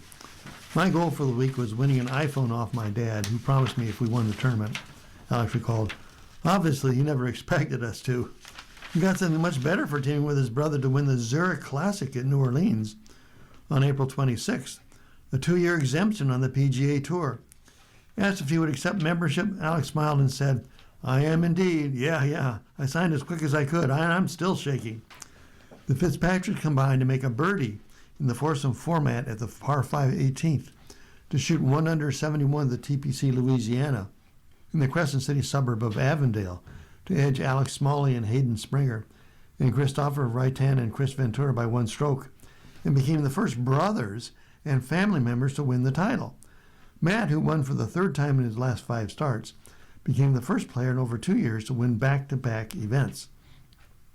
Matt splashed out of the front greenside bunker at 18 and spun it to a foot, and Alex tapped in the birdie putt to secure the win with a 72-hole total of 31 under 257. "I got to the ball, and the lie was unbelievable. I could have placed it on a better tee," Matt said of the bunker shot. I played it to perfection. What more can I say?" The Englishman built a 4-stroke lead and entered the final round after a 57 April 25th set a tournament low 18-hole low score in the 4-ball format since 2017. Matt said he didn't realize until the post-round press conferences that they had made birdie at the last 5 holes. It looked as if the brothers Fitzpatrick would coast to victory in the Big Easy, but closing on Sundays on the PGA Tour is rarely a walk in the park. They made 3 birdies in the first 11 holes, but it became unraveling when Matt drove right and behind a tree at 12. Alex's punch shot ricocheted off a tree, and it cost them dearly, their first double bogey of the week. They escaped with par at 13 after a poor approach shot by Matt, thanks to Alex floating a world-class lob and shot to tap-in range. However, they weren't so lucky at the par 3 14th, where Matt's tee shot into another bunker resulted in a bogey, and their lead was gone. "You wonder who's feeling more nervous now," said Daniel Chopra, an analyst on the PGA Tour radio. "Is it Matt playing for his brother or Alex trying to get his first win on the PGA Tour?"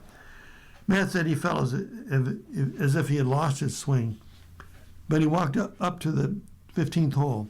His father, Russ, stood along right side of the rope and egged on his eldest son to keep going. "That was really nice," recalled Matt, who nailed a clutch 8-foot par putt. "That was a really nice moment for me personally."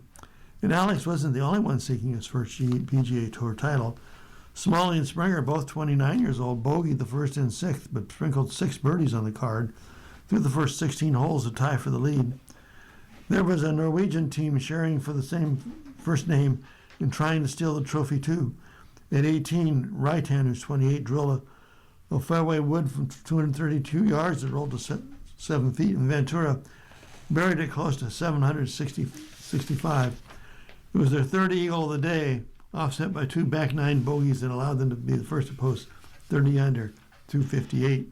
Moments later, Springer gunned his 44-foot birdie putt 10 feet past the hole at 17. Smalley missed the comebacker, but they carded a birdie at the last to finish it off at 468 to match the Norwegians. Alex never wavered in his belief that his brother and third-ranked golfer in the world would rediscover his mojo, and he watched in the gallery this time, when Matt returned nearly a decade after winning the U.S. Amateur at the Country Club and won the 2022 Open there in storybook fashion. I'm organized, he's unorganized, he's happy, I'm miserable," Matt said. "Yeah, that's probably a good way to put it, really." And now we have the post-draft NFL power rankings. A division champ slips as the Jets lift up. It's about to get quiet in the NFL, theoretically. Soap operas du jour notwithstanding, there's not a whole lot left for teams to do until training camps swing their doors open this summer. The 2026 draft now complete and free agency largely played out. Sure, there are some more weights to lift this spring and routes to run against the air and playbooks to modify and synthesize. But with just a few notable exceptions, all 32 teams have more or less taken shape ahead of the 26th season. No better time than the present to refresh our NFL power rankings. So here's number 1. They have the Seattle Seahawks. Props to General Manager John Schneider for staying true to his board. It would have been much easier for him to take his preferred route of trading down and accruing a volume of picks, and he finally gave into that urge on April the 25th. But getting R.B. Jadarian Price in round 1, S. Bud Clark round 2, and C.B. Julian Hill in round 3 within the first 100 spots set the champs up for a legit title defense and a promising long-term run near the summit. At number 2, they have the LA Rams. It's a testament to how good this team is, and could be that it's not dropping after bypassing immediately help for potential help at quarterback in the distant future. 3, they have the Denver Broncos. Right or wrong, WR Jalen Waddle was their draft. Will he be enough to take the Broncos back to their first Super Bowl in more than a decade? At number 4, they have the San Francisco 49ers. When you don't have a first rounder, which was a choice GM John Lynch made last week, you're not going to generate much post-draft buzz. But considering who's coming back here, along with the lesser-known talent that's arriving, the Niners might just be setting up a perfect ambush to capture that long-awaited 6th Lombardi Trophy. At 5, they have the Buffalo Bills. WR DJ Moore was their top draft pick, apparently. Now, will that be enough for the Mafia to collect their long-awaited Lombardi bounty? The consigliere seem a little skeptical. At number 6, the New England Patriots. Their draft didn't generate many headlines, but there are plenty of those in Foxborough right now. A June 1 deal for WR A.J. Brown can't come fast enough to change the current narrative about this club. Number 7 is the Houston Texans. D.E. Will Anderson Jr.'s monster contract has been the biggest news of their offseason, but the Texans have gotten quietly tougher and potentially balanced the offense sufficiently to get QB C.J. Stroud back on the right track by not asking so much of him on nearly every third down. And now I'm just going to read you the numbers for the rest. At 8, they have Chicago Bears. 9 is the LA Chargers, 10 Philadelphia Eagles, 11 Cincinnati Bengals, 12 is the Kansas City Chiefs, 13 in the rankings is the Detroit Lions, 14 is the Baltimore Ravens, 15 is the Green Bay Packers, 16 Dallas Cowboys, 17 Minnesota Vikings, 18 Jacksonville Jaguars, 19 the Carolina Panthers, 20 is New Orleans Saints, 21 in the rankings, Tampa Bay Bucks, 22 Pittsburgh Steelers, 23 Washington Commanders, 24 New York Giants, 25 Cleveland Browns, 26 Indianapolis Colts, 27 in the rankings is Tennessee Titans, 28 Atlanta Falcons, 29 Las Vegas Raiders, 30 the New York Jets, 31 the Miami Dolphins, and finally number 32 in the rankings is the Arizona Cardinals. Griner has experience to the youthful son for 2026. Elia Edwards remembers her first game against Brittany Griner well, probably because it contained a welcome to the WNBA moment from the legendary post player. I tried to do like a reverse layup on her in my rookie season, and she sent me into the third row, said Edwards, who shuddered and laughed at the thought of it. Edwards can chuckle now because Griner's on her side, a teammate with the Connecticut Sun. Entering her 13th season in the WNBA, Griner joined the Sun on a one-year, $1.19 million contract. She said Edwards texted her when she agreed to the deal in early April. She was just like, "I'm so glad you're coming here," Griner said. "I don't have to play against you anymore." And I checked the back and I said, "I ain't got to play against you. I don't got to guard you either." I was like, "So we're good." Edwards called Griner a legend in our league. The 35-year-old center is expected to be one of the big draws for the Sun, who will be playing their final season in Connecticut before moving to Griner's hometown of Houston. The 10-time All-Star, she won a championship with the Phoenix Mercury and is 2-time Defensive Player of the Year. The 6'9" center has averaged 16.8 points, 7.1 rebounds, and 2.4 blocks over her storied career. To have that type of expertise around me constantly, Edwards said, only makes me better. It helps me to grow as a leader. Griner's been a great addition for us. She's a winner. She's had a championship before, and I love to play alongside winners. Griner admits that she only recently has come into her own as a vocal leader and is enjoying teaching her young team some of the finer points of the game. 13 of the 17 players on the roster have 3 years or less experience in the WNBA, including 6 rookies. "I love playing this game," Griner said. "Outside of me, it's like 3 years and under experience. It's breathing youth into me. Like they got me running up and down this court like I'm 21. And they're eager. You know, if you can have a young group, then all they want to do is play around. They don't want to work hard, you know. That's not this group. They're locked in and they listen. If Griner sounds like a coach, there's a reason. She's already thinking about what's next when she finishes her playing career. After being part of this Sun team, and being part of this Sun team could be the perfect springboard. Griner said one of the reasons she chose the Sun in free agency was a chance to play with a younger team. I want to get back to the game, Griner said. I do want to get into the coaching.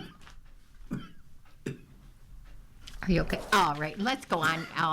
I'll just give you a reminder. You're listening to a reading of today's USA Today on our Niagara Frontier Radio reading service. It is 1:29, and I'm going to take you over to our lifestyle section. I'm going to start out with movies. Lorne issues an SNL backstage pass. How do you make a movie about the man behind the curtain? That was seemingly impossible task facing Oscar-winning director Morgan Neville, who was given unprecedented access to the film behind the scenes at Saturday Night Live, with head honcho Lorne Michaels, who's 81, the notoriously cagey subject of this new documentary called Lorne. The first thing I did was just go in his office with a tape recorder and start asking questions. Over months of interviews with Michaels and other SNL alums, that became part of the film. It's letting the audience in on the fact that Lorne is not an easy subject. Michaels consoled comic John Mulaney in rehab. Lorne spends precious little time on the usual biographical observations, such as Michaels' family or his relationships. Instead, to the SNL fans' delight, the movie offers a fascinating window into the day-to-day of the long-running NBC sketch series, which premiered in '75. Neville is there for the pitch meetings, where the current cast sits on the floor of Michaels' office and throws out their zaniest ideas. He joins them for cast dinners, late-night writing sessions, and final dress rehearsals, after which Michael plops down on a stool and gives them the notes before the show. All of that is virtually unchanged. I mean, we show pictures of him sitting on the stool 50 years ago giving notes, Neville says. Lorne captures Michaels' many eccentricities. He typically goes to bed at 4 a.m. and wakes up at 12 p.m. every day. He keeps a tank of goldfish in his office, and he only dines at the same 2 restaurants. And he has an ever-flowing stash of popcorn for him and his staff. They put baskets of popcorn everywhere he's going to be. Also, his driver has been with him for 30-plus years. When he got too old to continue being his driver, Lorne got a new one, but the old driver still goes in the front seat. Although he's a man of few words, the film occasionally glimpses Michaels' sweeter, more vulnerable side. John Mulaney recalls how when he was in rehab for drug and alcohol addiction, Michaels would offer to stay on the phone for as long as he wanted to talk. The documentary also details how Michaels was deeply shaken by the death of the former cast member Chris Farley, who died of an accidental drug overdose in '97 at the age of 33. Saturday Night Live aims to make fun of everybody. Lorne briefly touches on how Michaels was always aimed to provoke with clips of controversial NSL hosts, including Elon Musk and President Donald Trump.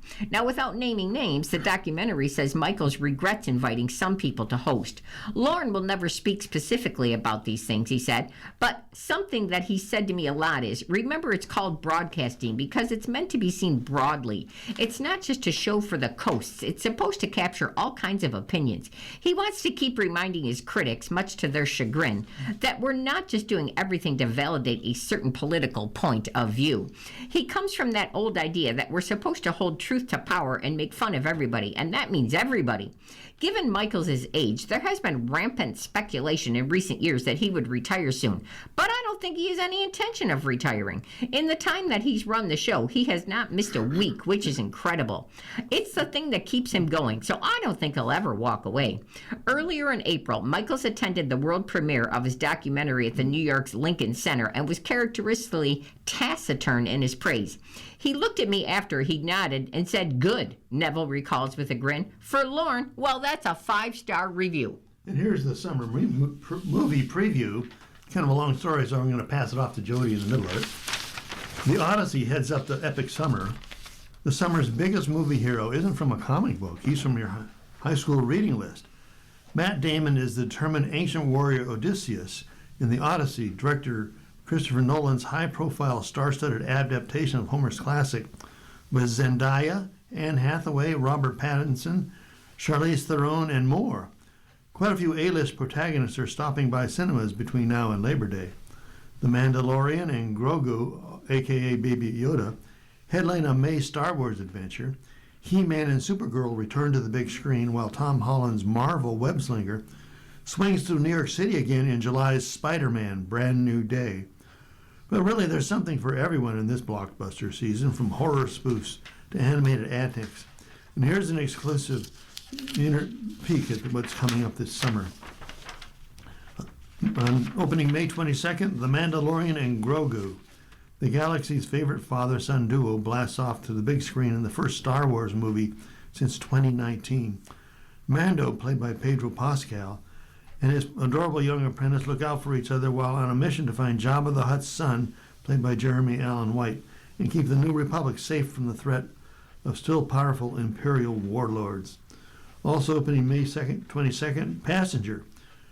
Director Andre Overdahl's supernatural horror flick will have you rethinking that summer road trip. Jacob Scipio and Lou Lobo play a young couple traveling in their van who witness a terrifying accident, and in the aftermath, they unwittingly pick up a dark, demonic presence they can't escape. And here's a picture of them with fear in their eyes.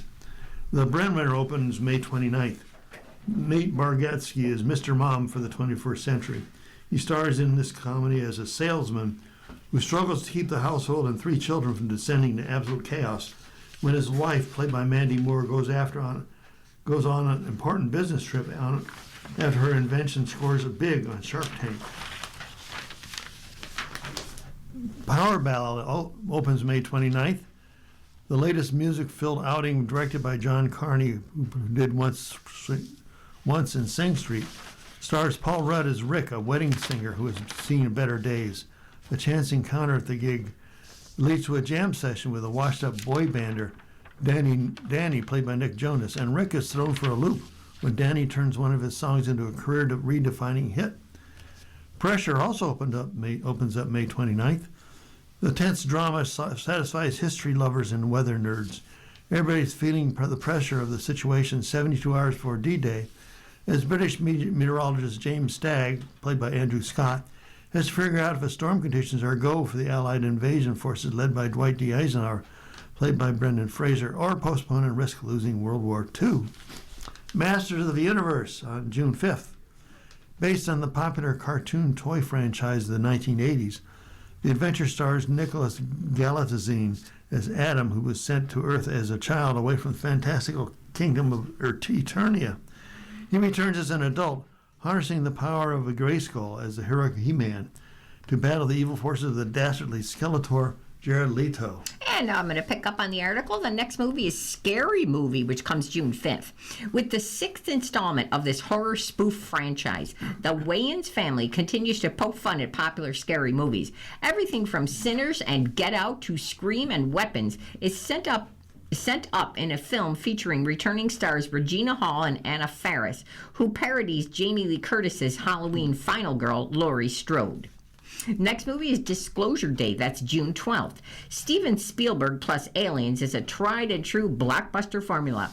The iconic Oscar-winning director returns to his sci-fi roots with this thriller centered on a Kansas City meteorologist, which is Emily Blunt, a young whistleblower, who is Josh O'Connor, and a secret that has been covered up for decades and could change everything for everyone. And The Death of Robin Hood, that comes June 19th.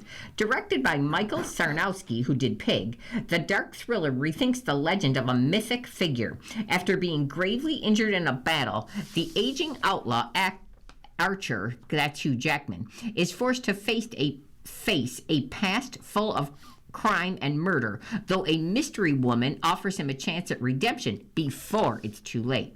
Then we have Toy Story 5. That comes June 19th. Best pals Woody, who is, of course, Tom Hanks, and Buzz, who is Tim Allen, they reunite in this latest installment of the Disney Pixar franchise. The old-school toys, now owned by 8-year-old Bonnie, face an existential threat with the introduction of a high-tech tablet toy named Lilypad, and that's voiced by Greta Lee, that takes up most of the girls' attention. The next movie is The Invite. That's June 26th.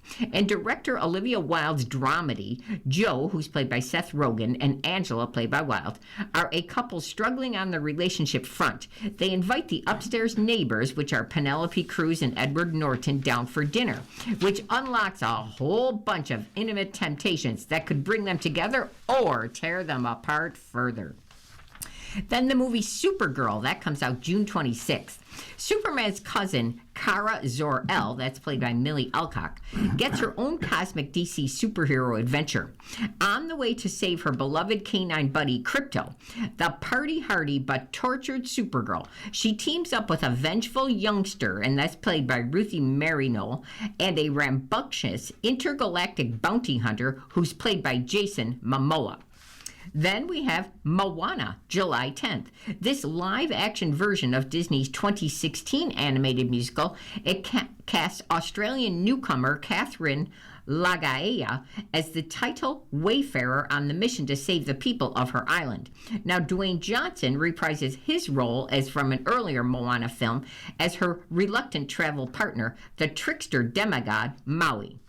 And the next movie is The Odyssey. That's July 17th. Christopher Nolan follows Oppenheimer with something truly epic, the ultimate hero's journey. The adaptation of a Homer classic casts Matt Damon as Odysseus, the legendary Greek warrior embarking on a dangerous way home after the Trojan War to once again see his wife Penelope, which is Anne Hathaway, and his son Telemachus, who's played by Tom Holland. And the final movie they're listing is Coyote versus Acme. That comes August the 28th. 3 years after being shelved as a Warner Brothers tax write-off, the Looney Tunes movie, it finally sees the light of day. After decades of using malfunctioning Acme contraptions to take out the Roadrunner, Wile E. Coyote sues the corporation in a live-action / animated legal comedy that stars Will Forte, Lana Condor, and John Cena. Well, you're listening to a reading of today's USA Today on the Niagara Frontier Radio Reading Service. The time is 1:41. Ringo Starr maintains his groove at age 85. Ringo Starr is still delivering a good-natured lecture on bone and joint health. Get in that gym, loosen up, he advises. You can blame me. That Ringo made me come in here. Famously fit at 85 years old, the Beatles drummer still scrambles up to his kit with ease. You know, there's no special way. It's just that no one can do it for you, says Starr, clad in a black track jacket and a peace sign necklace and his ever-present shades. You've got to get out of bed and do it. And here's a picture of him. He's looking pretty good at 85, if this is a recent picture. His new album, Long, Long Road, is out April 24th. Again co-written and produced by T-Bone Burnett, with guest appearances by Sheryl Crow and St. Vincent.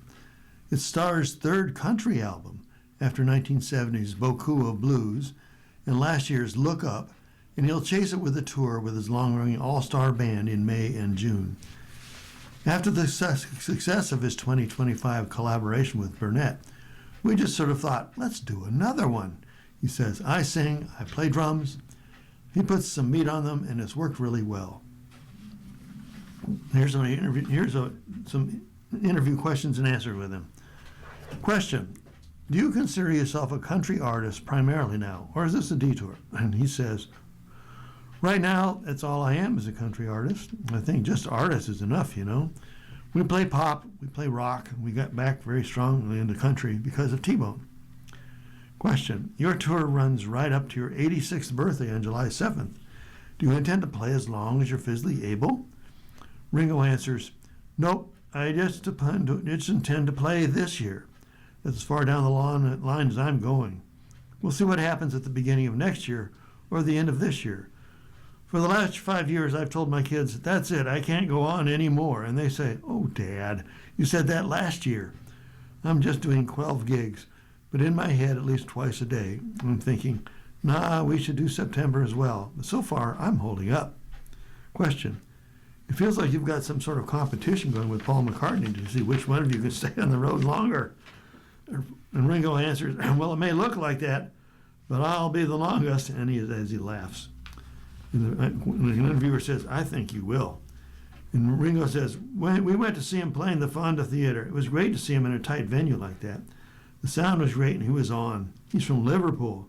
You shout at him and he's going to shout back. I've seen him at many stadiums and I miss the contact, really. Question. You've joked that the secret to your fantastic health is blueberries and broccoli. What have you learned over the years about taking care of yourself? Ringo says, I have a trainer still 3 times a week. And the gym's just there, and points off camera. I go on in my own at least once a day, one day, maybe usually 2 days, when she's not there, just to get my heart beat up and get on the treadmill. Do a bit of running and weights, and I've been doing it so long, it's just like, I'll go over to the gym. Question. Paul has a new song, Days We Left Behind, in which he's reminiscing about the Beatles. Have your memories of the band changed over time? Ringo answers, No, I love that band. I love the front line. That's why I left Rory that stormed the Hurricanes in his pre-Beatles band. But what made them make the phone call? I don't know. Question, you still surprised by that? Yeah, I am, Ringo says. Yeah. You'll have to ask Paul, and only Paul, I'm afraid, now. Question, your son Zach Starkey, the former drummer for The Who, went through a very public career shift. As a father, how do you help him keep perspective about what was going on? Ringo answers, I did talk to him quite a bit through that. He was just having one of those moments we all have. You've done something that wasn't really a cool thing to do, and now I know that. I didn't know that then. I just thought that Roger Daltrey was being crazy. Zach was not in a good space, and he's in a much better space now, and I'd like to tell you and everyone else, he's back to being himself. Question, do you think Barry Keoghan, who's playing you in the 4 Beatles biopics, looks like you? Ringo answers, in a way, you got to say yes. You know what I mean? He's got the gig, and he came up one afternoon before they all started shooting. We just hung out, and I let him get the vibe of what I am. He was really a kind, good guy, and he's a fine actor. We can't doubt that, so I'm going to look great. I was blessed because last summer I went to the set and saw the guys were playing John and Paul, Harris Dickinson and Paul Mescal, and they were great. It was one of those days when they were having an argument. I'm waiting for the documentary because, that didn't happen. That happened there. So it's a film. So let's let it go. It's hard to talk about it because you're going to give it away. The questioner says, congratulations to you and Barbara Bach on 45 years of marriage as of April 27th. What does Barbara understand about you that most people don't?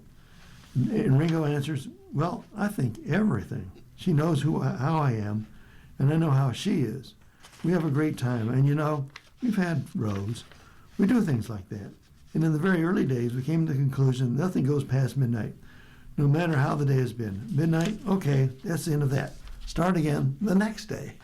And now let's talk movies. Michael finds drama from the superstar's life. Now, this is a spoiler alert because they're going to discuss major details from the new Michael Jackson movie that's called Michael. Like many biopics these days, Michael is essentially a glorified Wikipedia page. The excessively sanitized new film depicts the king of pop as an infallible, squeaky clean young man devoted to his family, charting his child stardom and meteoric rise as a solo artist in the 70s and 80s, but stopping just short of including his allegations of child sexual abuse. Now, although the movie dutifully checks off the major milestones of the Jacksons' early career, it also dramatizes other events. For instance, there's no evidence that entertainment lawyer John Braca fired Jackson's father Joe over a fax. And while there is a noted instance of Jackson signing autographs at a Texas toy store in 2004, there isn't any record of that happening in the 80s as depicted in the film. So here's the true story behind other key moments in the movie Michael, which stars Coleman Domingo, Miles Teller, Nia Long, and Jackson's nephew, Jafar. Did Joe Jackson beat young Michael with a belt? Early in the film, as Joe was assembling the Jackson 5 with Michael and his brothers, Joe is depicted as a harsh disciplinarian who brutally beats young Michael with a belt. While performing, Michael often is too nervous to look directly at his dad, and he soon finds his father figure in sorts of a gentle Motown founder, Berry Gordy. In a 93 TV interview with Jackson, Oprah Winfrey asked the singer directly whether Joe ever beat you, to which Jackson replies, yes, he did. He was a very strict, very hard, very stern. Jackson told Winfrey, just a look would scare you. There's been times when he'd come see me and I'd get sick. I'd really start to regurgitate. Joe refuted his son's claims in a 2003 interview with Louis Theroux, saying, I never beat him. I whipped him with a switch and a belt. I never beat him. You beat someone with a stick. Did Michael keep a chimp and a giraffe while he was living at home? As seen in the movie, Jackson did continue to live with his parents throughout the height of his off-the-wall and thriller success, and eventually moved out on his own in 1988 at the age of 29, which was when he purchased his Neverland Ranch. In the film, Jackson walks past his pet llama, Louie, down a quiet neighborhood street, and he feeds ice cream to his pet chimp, Bubbles, after playing in his toy room. At one point, a pet giraffe is seen outside the window in his yard. Although the movie is primarily set in the early 80s, there is no evidence that Jackson owned a giraffe until 1986. But the biopic is accurate in Jackson's love of animals, going as far as to adopt two pet tigers, Thriller and Sabu, who lived at the Neverland Ranch in the late 90s and 2000s. Bubbles, meanwhile, is still alive now and is residing at a great ape sanctuary in Florida. Did Michael have vitiligo while making Thriller? In the movie, Jackson lounges on a pool float, brainstorming song ideas for what will become his 1982 Thriller album. He's wearing a short-sleeve button-down shirt. Light-colored patches of skin are visible on both of his arms. A little later in the movie, Jackson is shown covering faint, discolored blotches on his face with makeup. In the 1993 televised sit-down, Winfrey confronted Jackson about whether he was bleaching his skin because he didn't like being black. In the interview, Jackson confirmed that his skin started to change sometime after Thriller. He was formally diagnosed in the 1986 with vitiligo, which caused him to lose pigment in patches of his skin. Did Michael's record label threaten MTV? In one of the movie's more crowd-pleasing scenes, Jackson and Branca confront CBS Records chief Walter Yetnikoff about why his Thriller album music videos aren't being played on MTV. Yetnikoff immediately puts in a call to an MTV executive threatening to pull his entire roster of artists, now that included Bruce Springsteen, Cyndi Lauper, and Billy Joel, from the channel unless Billie Jean is played within the next 10 minutes. There is no evidence that Yetnikoff put an exact timeline on that demand, although according to Forbes, he did say that he would yank his A-list stars from the network. Now, up until then, MTV catered to predominantly white artists, but with Yetnikoff's help, Jackson broke down the barriers for black musicians on TV. Did Michael cast gang members in his Beat It music video? In the film, Jackson flips on a news broadcast to see reports of mounting gang violence between the Crips and the Bloods in LA. With the assistance of the Los Angeles Police Department, he gathered roughly 80 rival gang members in a warehouse to appear in the background of his Beat It music video. In an interview with Boards magazine, the video's director, Bob Giraldi, said that it was Jackson's idea to bring together the Crips and the Bloods as sort of a peace offering. It was Michael, Giraldi told Boards. He went out and he got him, though I guess the LAPD's gang squad, and he convinced them that with enough police presence, this would be a smart and charitable thing to do. Get them there to like each other and hang out with each other for 2 days doing this video. And finally, did Michael surprise announce the Jacksons' final show? Months after recovering from a freak accident on the set of a 1984 Pepsi commercial, Jackson joined his brothers on one last victory tour as a group. The Track's final show in LA, it serves as the emotional climax of the Michael movie, as Jackson spites his father by announcing on stage, "This is our last and final tour, and I think this is our farewell tour." Although Jackson did make that proclamation in real life, it's impossible to say whether the singer did face off backstage with his dad, who was eager to keep this sibling group together and defer Jackson's solo career. And here's the Lifeline column. They said, what? I find these environments to be very hard. I also get a very soft voice, so I always get told, speak up a bit louder. Princess Kate. said in a speech during a recent reception celebrating the 100th anniversary of the birth of Queen Elizabeth. The Princess of Wales, who returned to the Speaker's podium in November after completing chemotherapy for cancer, told a group of attendees, "The loudness of the crowded functions often clashes with her soft-spoken nature." She previously has opened up on why she finds large events to be a social challenge, reportedly calling giving speeches nerve-wracking. And whose birthday today? Actor-singer Anne Margaret turns 85, actor Paul Guilfoyle, 77, TV host comedian Jay Leno is 76, actor Mary McDonnell, 74, singer-bassist Kim Gordon, 73, he's of Sonic Youth, rapper Too Short is 60, actor Bridget Moynihan, 55, actor Jorge Garcia is 53, actor Elizabeth Rome, 53, actor Penelope Cruz is 52, actor entrepreneur Jessica Alba is 45, actor Harry Shum is 44, actor Jenna Ushkowitz is 40. The horoscopes. Aries, relationships are in flow today. A grand air trine between Moon, Venus, and Pluto aligns you with powerful connections. Taurus, strategically position yourself in your professional world.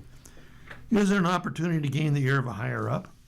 Gemini, ready to attract who you want to you?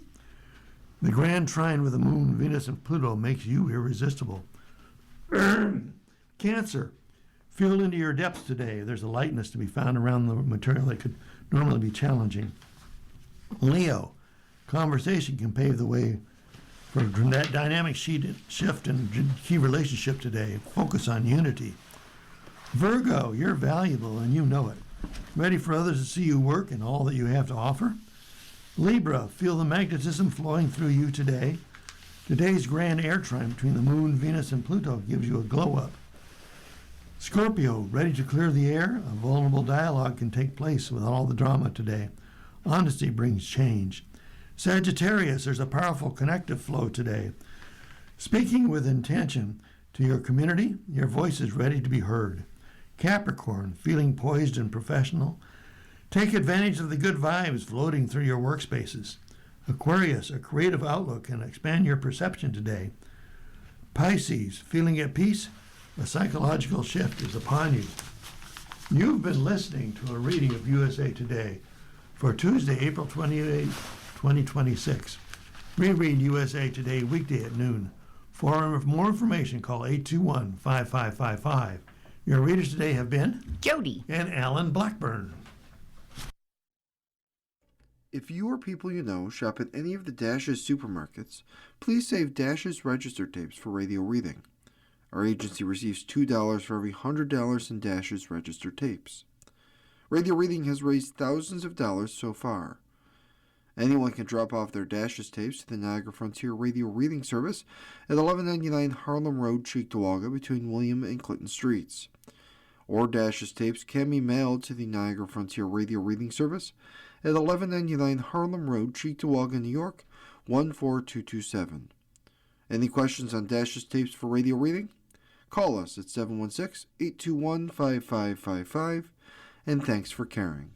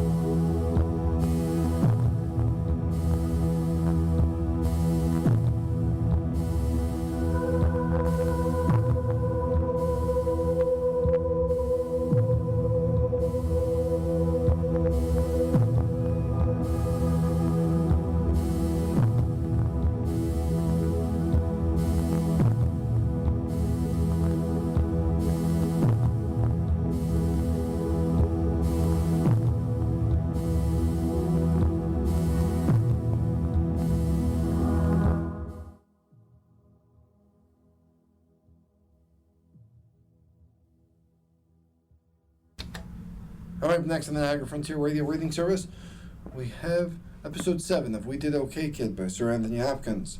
At 3 o'clock, we got National Geographic, and at 4 o'clock, a re-airing of this morning's Buffalo News. Stay with us.